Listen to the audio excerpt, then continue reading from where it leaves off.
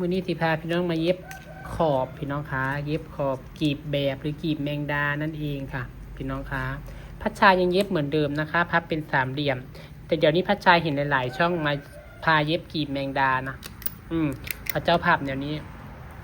ภาพแนวนี้เลยค่ะแนวนี้เลยถามว่ามันง่ายบ่มันง่ายจริงค่ะพี่น้องคะแต่ว่ามันบ่สวยมันบ่คม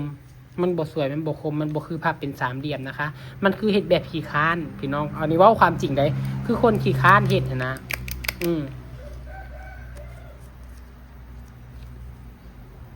แต่แบบนี้นะมันจะคมมันจะมีมิตินะพี่น้องคะภาพเป็นสามเหลี่ยมประคบเข้าไปแล้วก็หักออก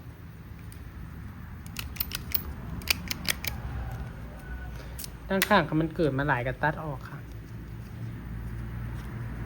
เป็นเรียบร้อยก็จะได้กีบแบบหรือกีบแมงดานะคะข้างในพระชาก็ค่อยเย็บใส่อีกทีนึงค่ะ